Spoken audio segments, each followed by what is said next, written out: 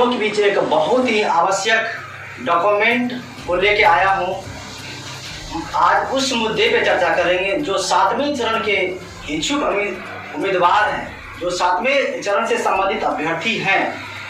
जैसा कि आप सभी को पता है कि 7वें चरण शिक्षक बहाली का शेड्यूल जो है जल्द ही जारी होने वाला है। ऐसे में ये बहुत महत्वपूर्ण हो जाता है कि अभ्यर्थी को कौन कौन से डॉक्यूमेंट जो है तैयार करना चाहिए। ऐसे में आज इसी के ऊपर वीडियो है, जरा इस वीडियो को गौर से देखिएगा, क्योंकि एक भी यदि डॉक्यूमेंट आपका छूट जाता है तो कहीं ना कहीं आप इस शिक्षक बहाली 7वें चरण की जो शिक्षक बहाली आ रही है इससे आप वंचित रह जाएंगे। ऐसे में आप तमाम अभ्यर्थी से निवेदन है कि इस वीडियो को ध्यानपूर्वक देखें और देखें कौन से ऐसे डॉक्यूमेंट है हमको तैयार करके रखना चाहिए।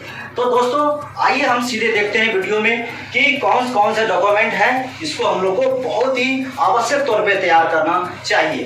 तो दोस्तों देखिए, आप जैसे कि आप ऊपर का हेडलाइन देख सकते हैं कि क्या लिखा हुआ है। लिखा हुआ है 7वें चरण शिक्षक नियोजन हेतु आवेदन करने से पूर्व निम्न दस्तावेज एवं सामग्री तैयार करना आवश्यक है।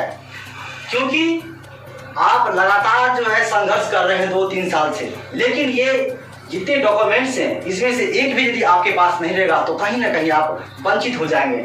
इसलिए दोस्तों ध्यानपूर्वक देखें कि सबसे पहले जो है आपको मैट्रिक का अंक प्रमाण पत्र, मैट्रिक का जो है अंक प्रमाण पत्र जो है वो जो है आपको एकदम फ्रेश जो है 2-4 जो है इसका छाया प्रति आपको निकाल के रखना है। मैट्रिक का अंक पत्र, मैट्रिक का अंक पत्र का छाया प्रति बढ़िया से जो है पूरा फ्रेश जो है निकाल कर रखना है। अब मैट्रिक के अंक पत्र के साथ साथ मैट्रिक का जो सर्टिफिकेट आता है उस सर्टिफिकेट को भी आप जो है 4-5 पेज छाया प्रति करा लेंगे। मैट्रिक का सर्टिफिकेट ध्यान से सुनिएगा, मैट्रिक का अंक पत्र के साथ मैट्रिक का जो है सर्टिफिकेट जो है जो 2 साल बाद आता है उसको रखना आवश्यक है। अब उसके बाद देखिए इंटर का अंक पत्र, इंटर का अंक पत्र जो है इसको आप इसका भी 2-4 छाया प्रति फ्रेश तरीके से करा लेंगे। और इंटर के अंक पत्र के साथ साथ देख सकते हैं इंटर का सर्टिफिकेट जो आप परीक्षा पास करते हैं 1-2 साल बाद आता है, तो वो इंटर का अंक पत्र के साथ इंटर का सर्टिफिकेट होना जरूरी है दोस्तों। अब आगे देखिए, आगे है स्नातक का अंक पत्र, यानी कि जो आपने ग्रेजुएशन किया है, जो फाइनल सर्टिफिकेट आएगा, फाइनल अंक पत्र आएगा, जो तीसरा साल होता है 3rd ईयर में जब आप परीक्षा देते हैं उसके बाद जो परीक्षा फल आता है तो वो अंतिम रूप से आपका फाइनल मार्कशीट होता है। तो वो मार्कशीट जो है उसको तैयार रखना है, उसको उसका 3-4 जो है छाया प्रति फ्रेश तरीके से करके रखना है। और देखिए इसके साथ स्नातक के अंक पत्र के साथ साथ स्नातक का सर्टिफिकेट, यदि आपका स्नातक का सर्टिफिकेट आ गया है तब कोई बात है ही नहीं, लेकिन बहुत ऐसे भी अभ्यर्थी हैं जिसका अभी तक स्नातक का जो है सर्टिफिकेट नहीं आया है। और ऐसे भी अब जब आप निकालने की कोशिश करेंगे तो उसमें आप एक लंबा प्रोसेस करना होता है, तब 1-2 जो माह के बाद वो प्राप्त हो पाता है। तो ऐसे में क्या होता है कि यदि आपका स्नातक का जो है प्रोविजनल नहीं आया है, अभी तक स्नातक का सर्टिफिकेट नहीं आया है, तो उसमें प्रोविजनल सर्टिफिकेट आता है साथ में ही, तो प्रोविजनल से काम चल जाएगा आपका, ठीक है। तो यदि सर्टिफिकेट नहीं है स्नातक का तो आप प्रोविजनल सर्टिफिकेट का फ्रेश फोटोकॉपी करा करके अपने पास रखें। अब आगे क्या है, आगे देखिए, आगे आप जो भी संस्थान से बीएड किए होंगे या फिर डीएलएड किए होंगे, यानी बीएड या डीएलएड किसी संस्थान से किए होंगे, तो जब आप फाइनल परीक्षा दिए होंगे 4th सेमेस्टर का तो आपको अंक पत्र निर्गत किया गया होगा। तो जो डीएड बीएड का जो अंक पत्र है उसका भी आप 2-4 जो है छाया प्रति फ्रेश तरीके से करके फाइल में आप रखेंगे।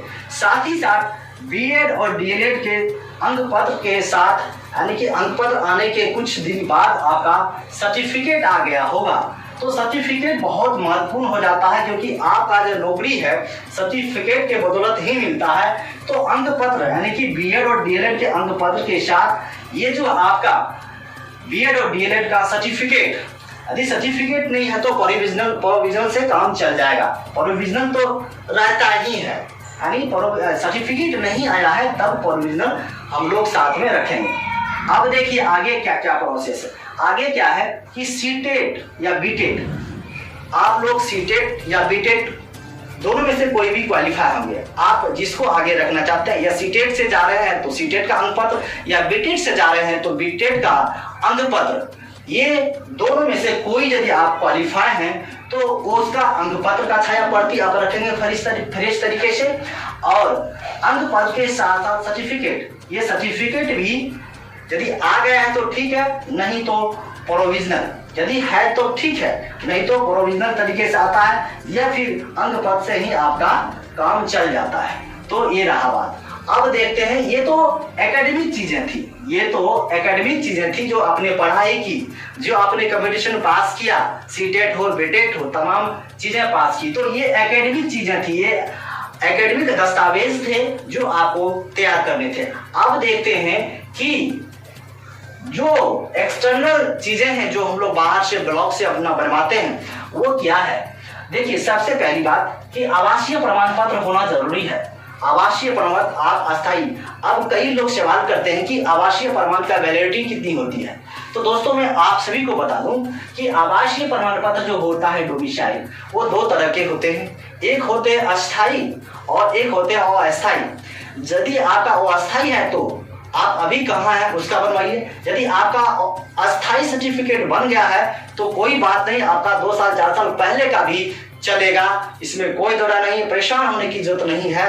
अस्थाई सर्टिफिकेट चेंज नहीं होता है, या चेंज होने जब आप चेंज करवाएंगे तो खुद बनवा ही लेंगे। तो ये आवासीय प्रमाण पत्र जो बनवाना है, अब कई बार सवाल होता है कि कहाँ से बनवाएं। आवासीय प्रमाण पत्र जो है आप अनुमंडल से बनवाएं, जिला से बनवाएं, या फिर जो है अपने ब्लॉक से बनवाएं। तो दोस्तों आप ब्लॉक लेवल से इसको बनवाएंगे, आवासीय प्रमाण पत्र को ब्लॉक लेवल से बनवाएंगे, और आरओ लेवल यानी राजस्व अधिकारी होंगे उसके यहाँ से आप बनवाएंगे। जब आप आरटीपीएस की साइटें खोलेंगे तो वहां पे आप जब आवासीय प्रमाण पत्र के लिए अप्लाई कर रहे होंगे तो वहां लिखा हुआ रहेगा आप जो है किस लेवल से बनवाना चाहते हैं, तो आपको आरओ लेवल सेलेक्ट करना होगा, और आरओ लेवल से ये चीजें बनवानी होंगी आवासीय प्रमाण पत्र। ऐसे में आप देखते हैं जाति प्रमाण पत्र, जो लोग कोटि वाले अभ्यर्थी हैं, यानी कि जो आरक्षण का लाभ उठाते हैं, सरकार द्वारा प्रदत्त आरक्षण का लाभ उठाते हैं, ऐसे अभ्यर्थियों के लिए जाति प्रमाण पत्र का होना आवश्यक है ना। ये चीजें भी आप आरओ लेवल से ब्लॉक लेवल पे बनवा लेंगे। अब ईडब्ल्यूएस प्रमाण पत्र जो ईडब्ल्यूएस में आते हैं वो लोग भी आरओ लेवल से अपना जो है ब्लॉक लेवल पे ईडब्ल्यूएस प्रमाण पत्र बना देंगे। अब आगे देखिए क्रिमिनल रहित प्रमाण पत्र। दोस्तों आपका जो है यदि आरक्षण का मूल रूप से आप फायदा उठाना चाहते हैं तो सिर्फ एक जाति से काम नहीं चलेगा, एक जाति से काम नहीं चलेगा, तो जाति यानी कि जो कोटि वाले अभ्यर्थी हैं उनको जाति का फायदा उठाने के लिए, आरक्षण का फायदा उठाने के लिए क्रिमिनल रहित प्रमाण पत्र भी आवश्यक है ना। तो क्रिमिनल रहित प्रमाण पत्र जो कोटि वाले अभ्यर्थी हैं वो क्रिमिनल रहित प्रमाण पत्र बनवा लेंगे। अब आगे देखते हैं दिव्यांगता प्रमाण पत्र। जो शरीर से दिव्यांग है उन अभ्यर्थियों के लिए बहुत खास जरूरत है, क्योंकि इस पे भी उसका अपना अलग कोटा होता है। जब कोई बहाली या वैकेंसीज आती हैं तो ये दिव्यांग लोगों के लिए अलग से जो है सीटें आती हैं, तो उन सीटों का फायदा उठाने के लिए ये दिव्यांगता प्रमाण पत्र आवश्यक है।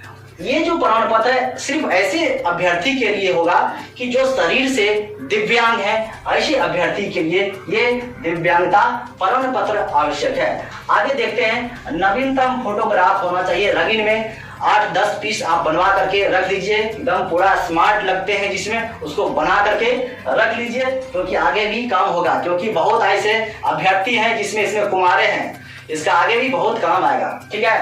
तो जरूर बनवा लें, और फोटो एकदम नवीनतम होनी चाहिए, रंगीन होनी चाहिए, जिसमें आप लगते हो तो सभ्य शिक्षक के तरह, है ना, उसको बनवा लें। आधार कार्ड, देखिए दोस्तों कई बार जब छठे चरण की नियोजन की प्रक्रिया चल रही थी तो बहुतों जब ऐसे देखा गया कि अभ्यर्थी के पास आधार कार्ड का फोटोकॉपी नहीं था, उसे लौटा दिया गया। तो ये आधार कार्ड को तो आप पॉकेट में लेके चलेंगे, यानी कि आधार कार्ड का भी 4-5 जो है छाया प्रति आप फ्रेश तरीके से बना करके रखेंगे। दोस्तों ये